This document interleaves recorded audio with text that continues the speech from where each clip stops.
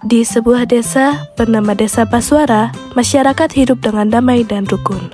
Namun, baru-baru ini kekhawatiran mulai muncul.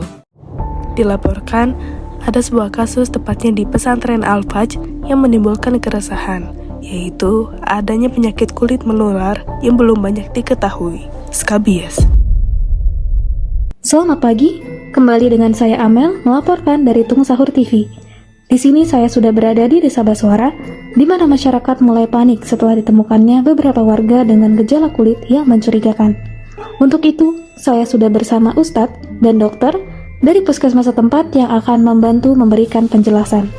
Baik Pak Ustadz, bisa diceritakan sedikit bagaimana kondisi terakhir di pesantren? Nya mohon, aya sababaraha santri anu keluhanna teh arateul pisan eta teh santri budug merenya.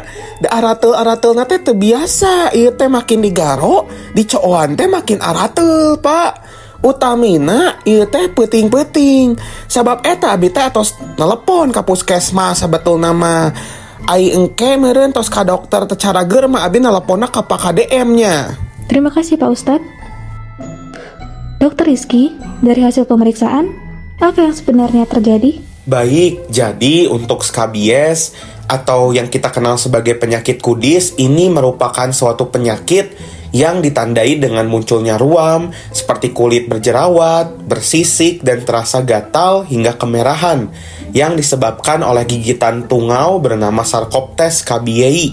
Lalu, apakah skabies ini menular, Dok? Iya, sangat menular, terutama melalui kontak kulit langsung atau berbagi barang pribadi.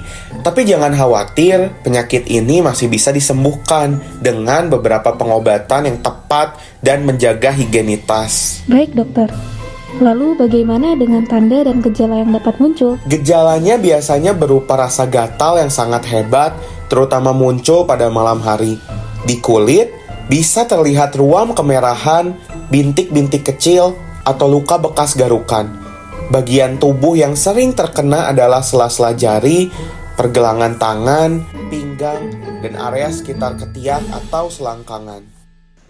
Di desa kita lagi rame ya. Apalagi katanya ini ada di pesantren kita. Iya, betul banget. Aku jadi takut deh. Katanya sih gara-gara barang pakai kita terus dipinjam ke orang. Terus katanya juga bisa karena ganti spray berapa minggu. Mending kita ganti spray kita sekarang yuk. Ayo takut banget kalau nular. Duh, Tang, kamu garuk-garuk terus. Lihat buduk gitu. Dika tulungan atuh dik, ieu teh urang arateul pisan euy. Jiga nama urang kudu balik heula ieu, aduh teu kuat gatel pisan ieu Dika tulungannya. Ih, iya, mending pulang dulu Aku gak mau kena buduk kayak gitu. Oh, aku juga lah, masa kamu doang, Zul? Kamu udah lapor Ustadz buat izin pulang kan? Heeh, da urang teh bade uih atuh tinggal ngantosan pun Bapak jeung Indung. Iya, Tang. Bagusnya pulang dulu biar cepet diobatin. 1 week later. Aduh, kok sekarang aku yang gatal-gatal ya? Lihat aku merah-merah gini. Wah, kayaknya kamu kayak si Tatang itu. Jangan-jangan beneran gudik. Hah? Enggak dong. Orang aku rutin ganti spray. Tapi kamu tahu sendiri kan si Tatang tuh kayak gimana? Ganti spray aja males, mandi sekali sehari, mana cepet lagi mandinya. Gak tahu tuh bersih atau enggak. Terus kamu kan sering berjabat tangan sama si Tatang. Iya, tahu. Cuman kamu juga pernah loh minjem sarungnya dia. Bahkan anduknya juga pernah. Waduh, berarti aku kemungkinan kena dong. Bisa jadi. Aku kayaknya udah ada gejala. Aku bakal izin pulang hari ini juga. Aku mau diobatin biar gak makin parah. Kalau begitu aku juga mau pulang. Mama, tanganku jadi gatal-gatal nih. Aku kayaknya ketularan temen nih skabies. Waduh, Nak. Tanganmu sampai merah-merah gini loh. Kita ke dokter sekarang ya, Nak. Ya, selamat sore Dika.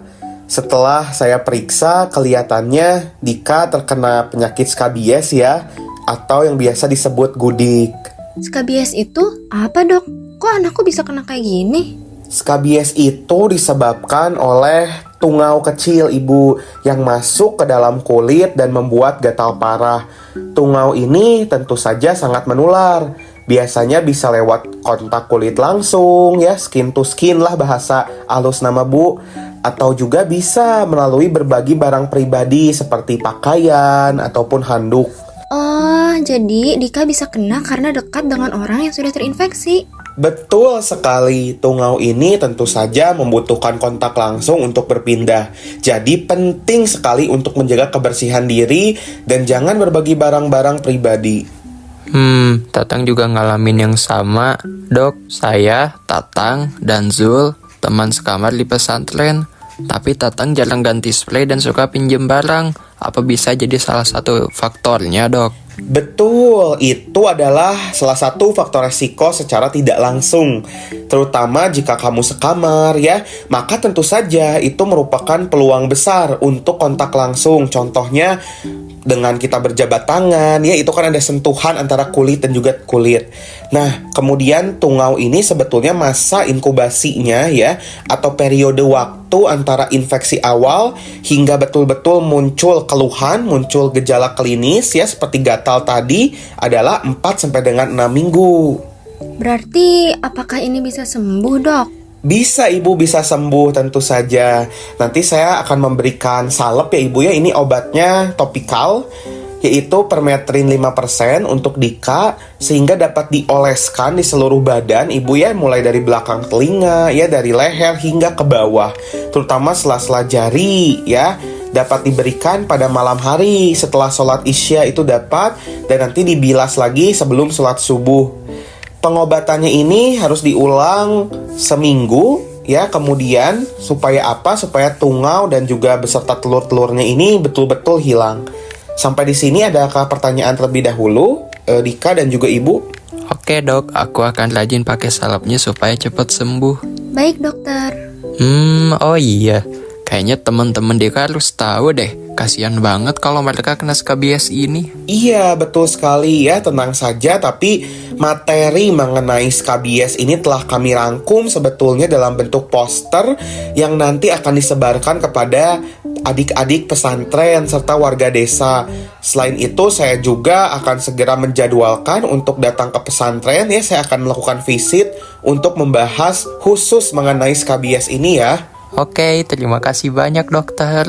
Terima kasih, dokter. Mari.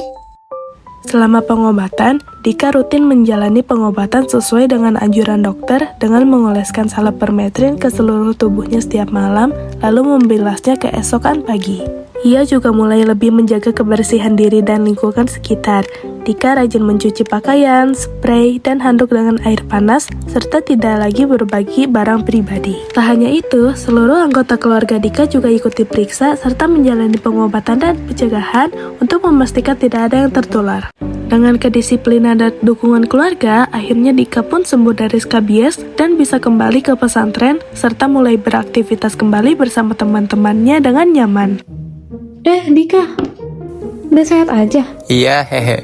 Tatang sama Zul juga udah sehat ya, alhamdulillah deh. Kita gak ada penularan lagi. Iya, untungnya semua bisa teratasi secepatnya. Oh iya, katanya ada dokter yang mau kesini ya? Iya, betul. Dokter itu yang meriksa aku kemarin. Nanya apa ya? Ada ide nggak? Nanti juga muncul sendiri pertanyaannya.